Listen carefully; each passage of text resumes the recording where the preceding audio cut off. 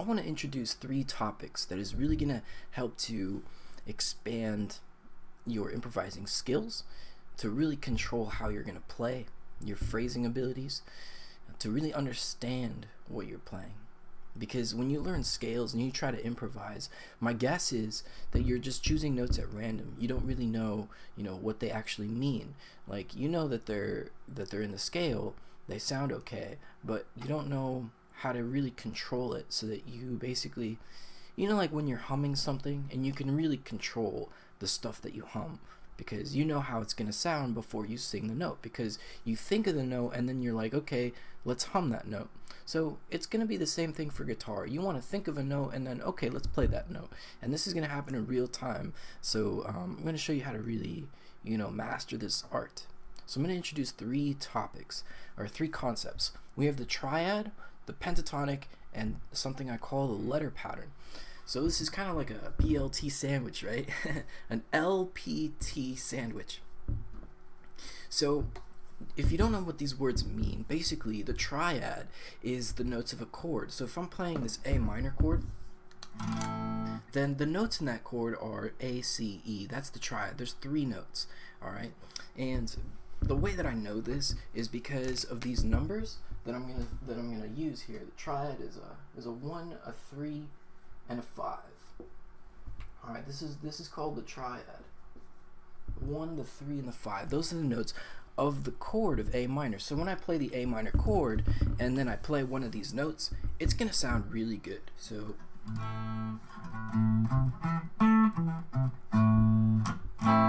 it just sounds really good when I play that stuff,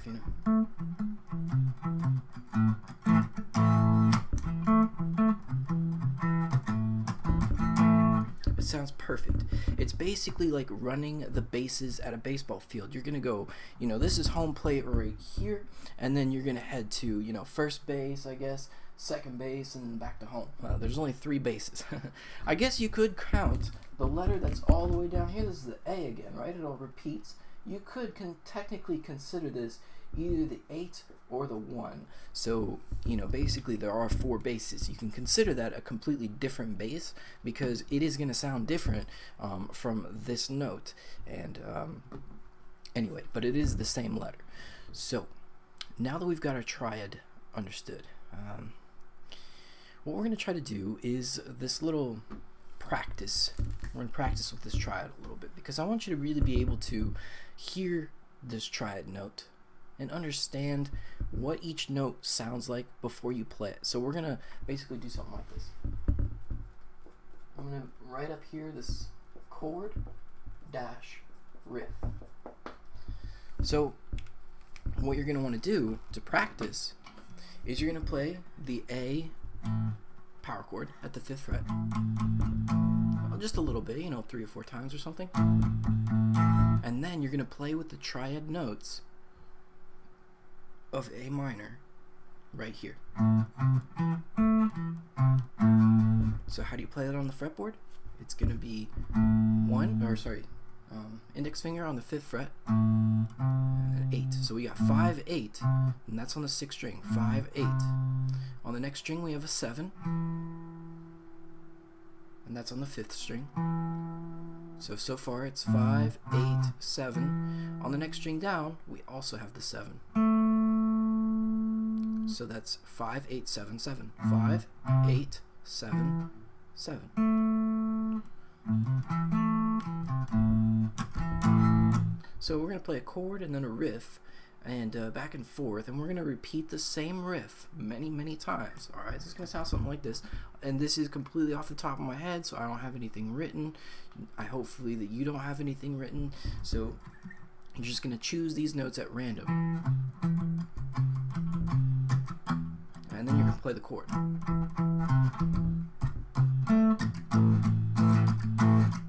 So I found this riff that I'm going to play many times. Alright. And then I play the chord.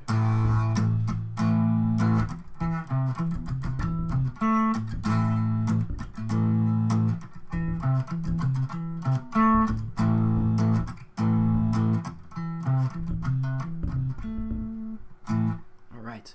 That was my first riff. Now that I've played it many times, I'm going to create a new riff.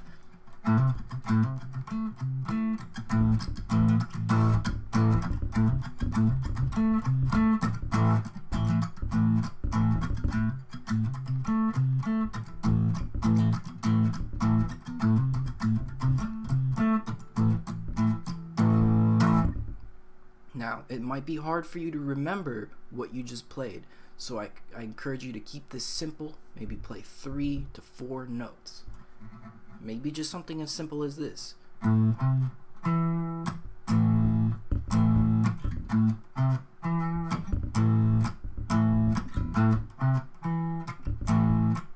What we're doing is we're trying to remember really what the sound of these notes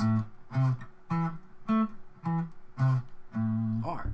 And how that's going to benefit you is because, well, anytime that you try to improvise, it's going to be a very wise decision to start and end whatever you play on one of these triad notes for the chord that you're playing over. What that means is kind of like a capital letter and a period for your sentences. So let's just kind of jot it down here. Basically, normally sentences start with a capital letter. Yeah, okay, I spelled this wrong. Alright. Capital. Then you're going to have your sentence. Alright. And then at the end here, you're going to have a period. So, capital, then your sentence, and then the period. Now, this is going to be the same thing because you're going to play a triad, and then you're going to play your phrase, and then at the end, you're going to end again on the triad. Alright? So you really want to know where these triad notes are, and you really want to know how they sound, so that way you can easily control the riffs that you play. So in the first exercise, we're only going to play triad notes when we make our riff. So that way it's going to sound perfect. You're going to remember where the shape is. You're going to remember what the sound is. You're also going to remember what the number is. 1, 3, 5, and then back to 8 or 1.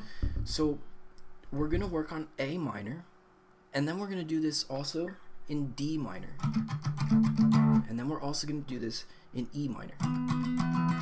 And the reason that we're going to do it in A, D, and E is because when we're playing in the key of A minor, the chords in that key, if you ever heard of a 1-4-5 chord progression, you'll generally, that's major, right? It's going to be like C major, F major, G major. Well, in minor, it's actually the opposite. It's all minor chords. So it's A minor, D minor, and E minor. And those are the 3 minor chords that are in this key. You know, the other chords are not minors. There's something else. This one here is a diminished, and the rest are major. It's simple as that. So we're going to try to we're going to try to memorize where these 3 chords are on the guitar. So that way you're really familiar where those notes are on the guitar. You're going to really know where's the A note, where's the D note, where's the E note, the way that, you know, it's just going to help you. So we're going to practice in A minor and also the D and then also the E. So I'll just do a little bit of this. I've already done it in A, so now I'm going to find, I'll do a little bit more in A so that you can maybe follow along during this practice time. I'll just do this for a couple minutes and then we can end up the video. So here's my A minor practice.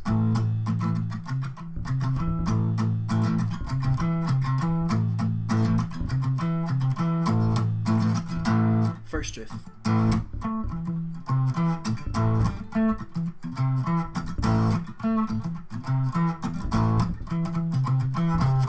Alright, that was second riff.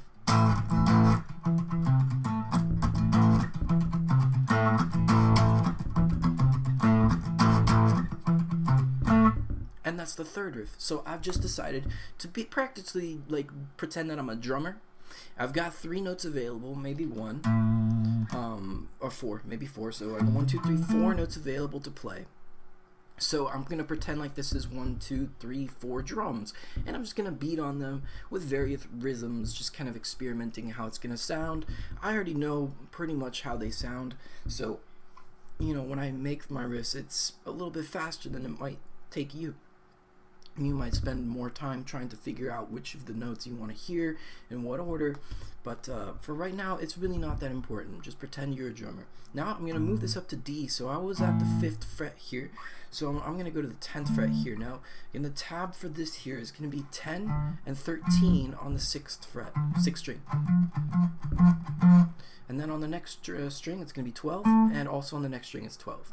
So it's the exact same shape that we played here in A.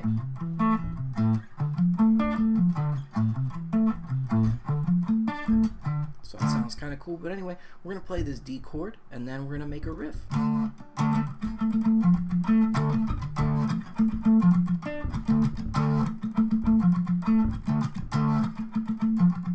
So that was riff number 1. I'm going to make another riff.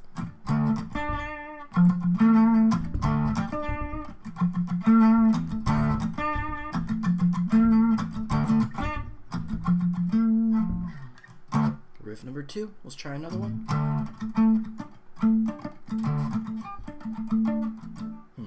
Can't think of anything. Keep messing this up.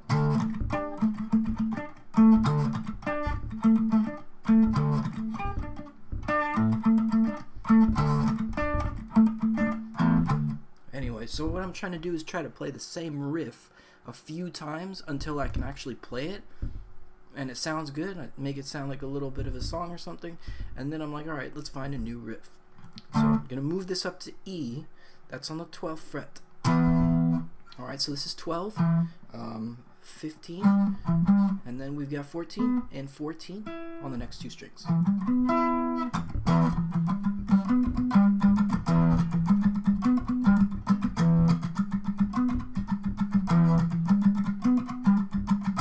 That was the first riff. Here's another one.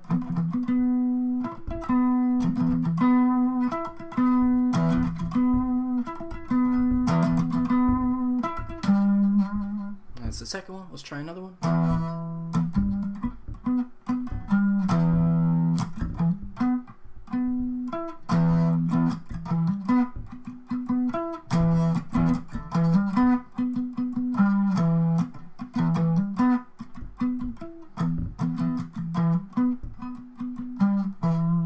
Alright, so that was 3 riffs. I just spend a little bit of time on each one of these positions, the A, the D, and the E. And make some riffs with the triad. Again, the format's going to be chord, riff, okay? Now, not just soloing and not just chords. A little bit of each. Now, this will help, again, to cement the shape of the triad, the sound of the notes, and also understanding when you're actually playing 1, 3, or 5. So, those 3 very important things, go ahead and try to master this or learn it a little bit. You can practice this maybe about 10 or 15 minutes, 5 minutes on each chord, and then you can proceed to the next video.